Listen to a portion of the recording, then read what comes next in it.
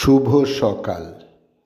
আজ পয়লা শ্রাবণ 1433, ইংরাজির 18ই জুলাই 2026।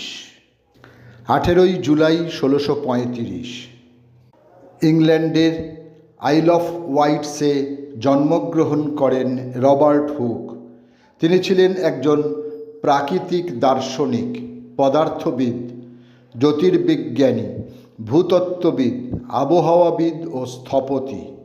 তিনি মূলত কোষ বা সেল এবং স্থিতিস্থাপকতার সূত্র তার জনক হিসেবেই পরিচিত। 18ই জুলাই 1849 বর্তমান বাংলাদেশের চট্টগ্রামের আলমপুর গ্রামে এক হিন্দু বৈদ্য ব্রাহ্মণ পরিবারে জন্মগ্রহণ করেন শরৎচন্দ্র দাস। তিনি ছিলেন তিব্বতী ভাষা ও সংস্কৃতির একজন ভারতীয় পণ্ডিত, প্রখ্যাত পরিব্রাজক ও আবিষ্কারক। ব্রিটিশ ভারতে প্রথম দুজন নারী স্নাতকের একজন এবং ইউরোপীয় চিকিৎসাশাস্ত্রে শিক্ষিত দক্ষিণ এশিয়ার প্রথম নারী চিকিৎসক কাদম্বিনী গঙ্গোপাধ্যায় আজকের দিনে বিহারের ভাগলপুরে জন্মগ্রহণ করেন। সময়টা 1861। পিতা ব্রজকিশোর বসু। মেডিকেল কলেজে পড়াকালীন তিনি মাসে 20 টাকা করে সরকারি স্কলারশিপ পেতেন। ও আর একটা কথা, তিনি ছিলেন জাতীয় কংগ্রেসের প্রথম মহিলা বক্তা। বিখ্যাত আমেরিকান ইতিহাসবিদ ডেভিড কফ লিখেছেন, কাদম্বিনী ছিলেন তাঁর সময়ের সবচেয়ে সফল এবং স্বাধীন ব্রাহ্ম নারী। অনুশীলন সমিতির ইতিহাস গ্রন্থের লেখক জীবনতারা হালদার। আজ তাঁর জন্মদিন। 18ই জুলাই 1893 কলকাতায় তিনি জন্মগ্রহণ করেন। তিনি ছিলেন পরাধীন ভারতের অন্যতম বিপ্লবী ও অনুশীলন সমিতির সদস্য, সাংবাদিক ও সাহিত্যিক। ভারতীয় ব্রিটিশ বিরোধী স্বাধীনতা আন্দোলনের অন্যতম ব্যক্তিত্ব এবং সুভাষচন্দ্র বসুর বেঙ্গল ভলান্টিয়ার্সের মেজর সত্যগুপ্তের আজ জন্মদিন। 18ই জুলাই 1902 বাংলাদেশের ঢাকা জেলার তেজগাঁওতে তাঁর জন্ম হয়। 1927 গুপ্ত বিপ্লবী দলের নির্দেশে তিনি কলকাতায় আসেন। এখানেই সুভাষচন্দ্র বসু ও শরৎচন্দ্র বসুর সঙ্গে তাঁর পরিচয় ঘটে।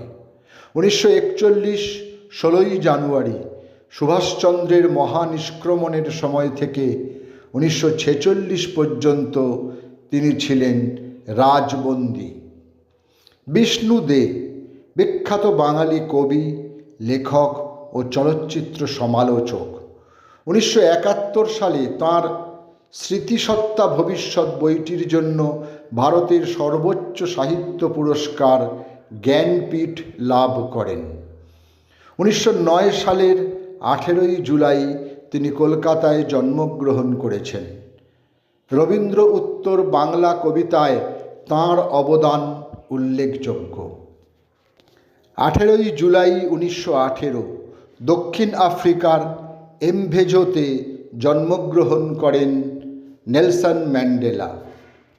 তিনি ছিলেন দক্ষিণ আফ্রিকার বর্ণবাদ বিরোধী আন্দোলনের বিপ্লবী, রাজনৈতিক নেতা ও প্রথম গণতান্ত্রিকভাবে নির্বাচিত রাষ্ট্রপতি। দক্ষিণ আফ্রিকায় তিনি তাঁর গোত্রের কাছে মাদিবা নামে পরিচিত, যার অর্থ হল জাতির জনক। 1943 18ই জুলাই পশ্চিমবঙ্গে জন্মগ্রহণ করেন ভারতীয় বাঙালি গায়িকা আরতি মুখোপাধ্যায়।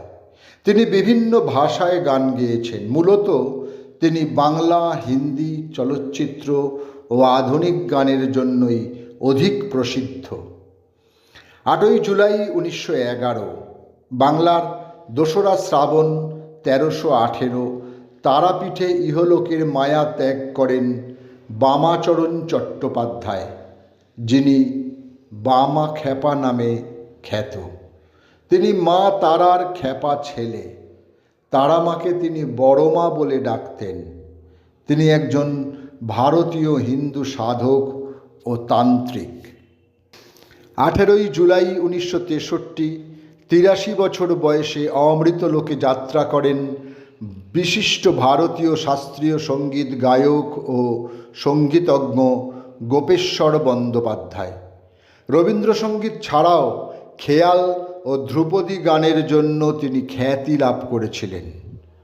18ই জুলাই 2012 চলে গেলেন ভারতীয় চলচ্চিত্র জগতের প্রথম সুপারস্টার রাজেশ খান্না বা কাকা। তিনি 163টি পূর্ণ দৈর্ঘ্যের চলচ্চিত্রে অভিনয় করেন, তার মধ্যে 128টিতে তিনি মুখ্য চরিত্র। এছাড়াও 18টি স্বল্প দৈর্ঘ্যের চলচ্চিত্রে তিনি অভিনয় করেছেন। শৈশবে তার নাম ছিল যতীন অরোরা।